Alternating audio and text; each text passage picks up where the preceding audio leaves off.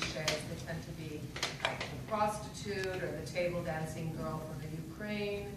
I mean, they all sort of have this kind of pattern of pretty much of a cliche. So I wanted to find out what was happening with the women and how the violence was affecting them. So the first part of the research was interviewing the women of drug traffickers who were in hiding. This was a network. I don't know if any of you are familiar with Vida Cachel's work, but this was through her network. She's a very close friend, and so through her I was able to find women. In this network, most women are women that are victims of domestic violence, but then there were some that were actually the women of drug traffickers who might also have been victims of domestic violence. So that was about 2 years, and this had to end when Calderón announced his war against the drugs. So it was the country just went into such chaos that it became very dangerous to continue to go into these hiding places. And after that, I was president of PEN Mexico for 3 years, and that was when the escalation of the killing of journalists occurred. So to date, in the last 10 years, we have 103 journalists who have been killed, and 25 are missing, disappeared, probably are dead. So I had to sort of concentrate for 3 years on that work, which took me also out into rural parts of Mexico. And then the term is 3 years, so then it was time for somebody else to be president, and almost at that moment it coincided with me hearing about the holes.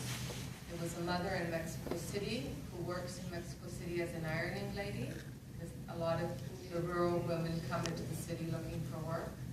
And she told me that in her part of Guerrero, the narcotraficantes would be coming. And I should say that the drug traffickers, they're not like little bands anymore of drug traffickers. They're very sophisticated, transnational mafia organizations that deal in drugs, that traffic people, that launder money, that deal in guns. They're complex crime organizations. So she told me how there was this tremendous thing going on where they would be coming around the countryside in their huge SUVs with dark windows, with their machine guns, looking for girls to steal, and how they were digging holes in the fields and hiding their daughters in these holes. And that image was a tremendous image, and it was the image that really gave birth to the novel and made me realize I was going to write about the most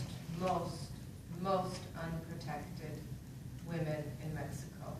And some of them, even their Spanish is not very good. They're still speaking mainly their indigenous languages.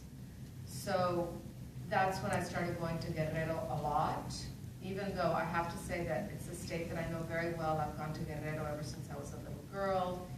I know the people, I know the countryside, I know the ants, I know the spiders, I just really know it. So it was a very comfortable place for me to be. And then it became very obvious that what was growing in Guerrero were poppies, and that the old highway from Mexico City to Acapulco was now the highway of very sophisticated heroin laboratories. So when the 43 students were kidnapped on the 26th of September, I personally was not very surprised, because I know what's going on there from writing Prayers for the Stolen.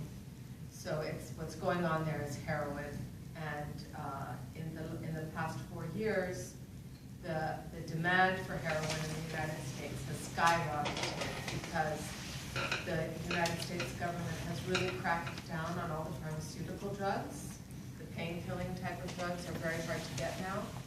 And the methamphetamine, the ingredients that you need to make methamphetamine are really hard to get now. So the answer to that has been heroin, which is super, super cheap. And on the street, it's called Mexican black tar. So this has just escalated the demand. So, yes. I think we'll get back to these students later. Yes. But as you said about these cliches, that are normally of women, I think that in your book, these girls, they really become persons. And I think that many people around the world, many women, can identify with this idea that if you, because they are also told to be made ugly, they say they are boys because they don't want people to know that there are living girls here who can be stolen. And so this whole idea of the girl being able to dress in a way or do something to avoid being stolen, it has some repercussions also in other ways of thinking about how women should be protected. Is this something that you have reflected on? Yes, very And much. have you received reactions on this issue? Well, the thing that's been amazing about the book is that, yes, it's a book about Mexico, and it's very particular about what's going on there, but because it's been had this incredible fortune of being bought in so many countries, it's also, the reflection is that everywhere in the world there are terrible problems facing women. And I mean, we have the obvious ones, which are Nigeria or Pakistan, where you get killed because you go to school. But yes, I think the problem of the trafficking of women all over the world is a huge, huge problem.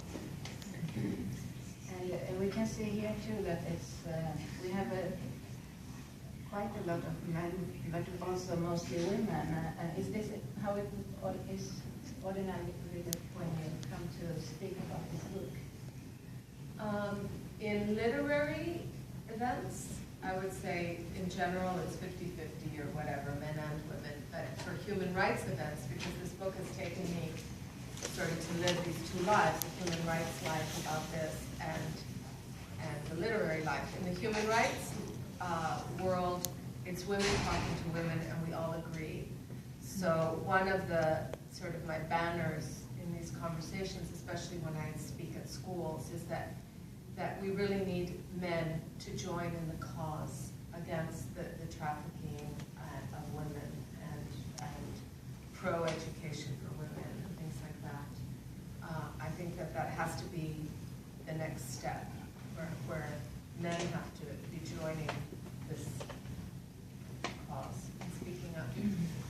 And you talked about the dangers for journalists, and I have also heard you say that this book couldn't have been written like a journalistic piece. It wouldn't.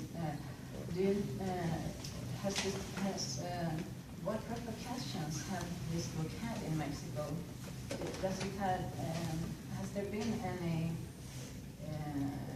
Well, the book in Mexico has been really well received. I mean, I didn't know what would happen, but it's beyond my dreams. Everybody has loved the book, and what they say in Mexico is "es una visión amorosa," so it's a loving book, and I think of the book as a kind of a requiem.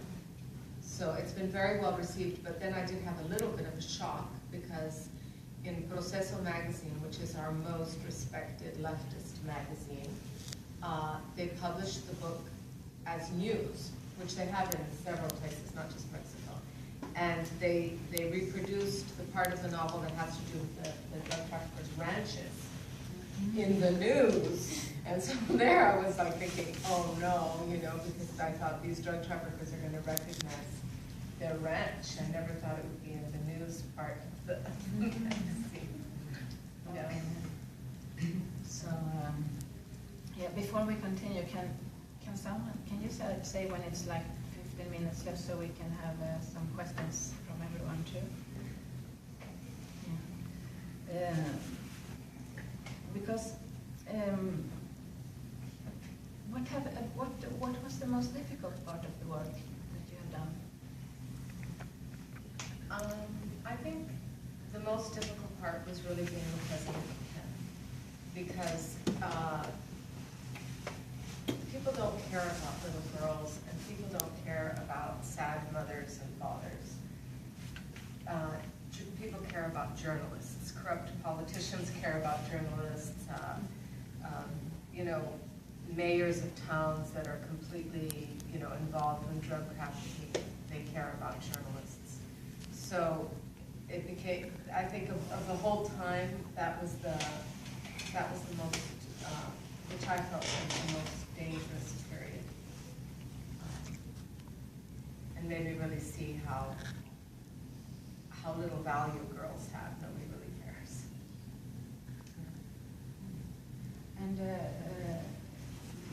power to change that, where can we find it?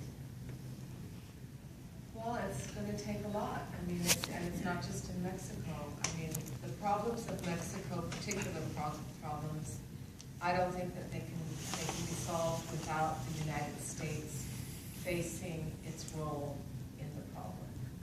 And, the latest statistics are that if guns, and I'm talking about, even AK-47s, and they've even found in Mexico surface-to-air missiles, stop coming to Mexico, 47% of all gun dealers in the United States would be out of business.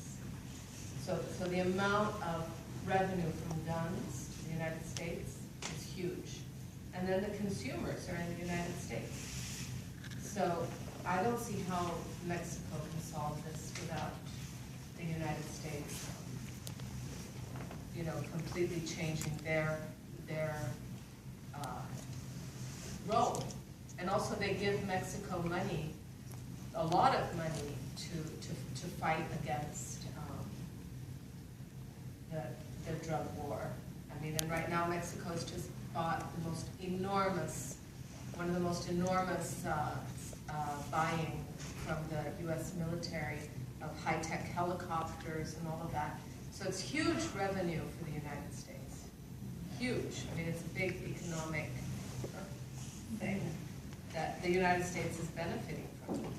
Yes, and you were speaking about the 43 students of Abyssinia that were kidnapped, and there has also been just yesterday another journalistic scandal about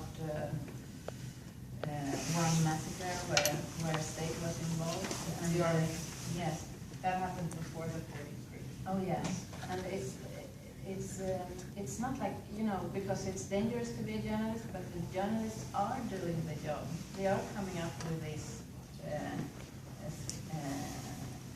examples. And why? Well, in Mexico, I would say that the journalists can't do their job anymore. I mean, in the very, very dangerous parts of Mexico, there's nothing being covered by the press. So, and there's tremendous self-censorship. They're scared to report.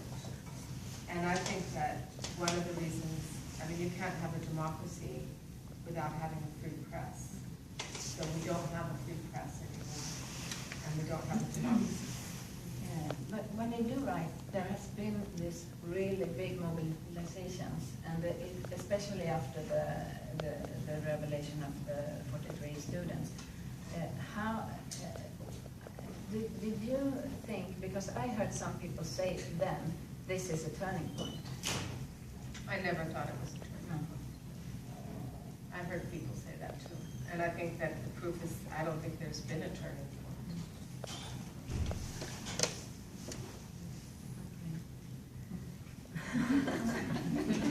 Sorry. No. I wish there were a turning point, but it isn't this. But one thing about this issue of how people are portrayed, because you have enormous freedom when you're a novelist. You can invent whatever you like. But you have done this, like, built on reality. This is how it works. These examples could be reality. And but when we read about it, it's not only in the novels that we can see cliches. We can also see that in journalism. And like in our newspaper, we try to change the perspective and make also in journalism girls and women actors and show their struggle. Not like Lady Di, In English, maybe that. You can read about the whole book, so many terrible things happening, but she doesn't, she's not like a victim. And when we speak to journalists from Mexico, they have a hard time to get across the different conditions on working for women compared with men, because as soon as a journalist who is a woman is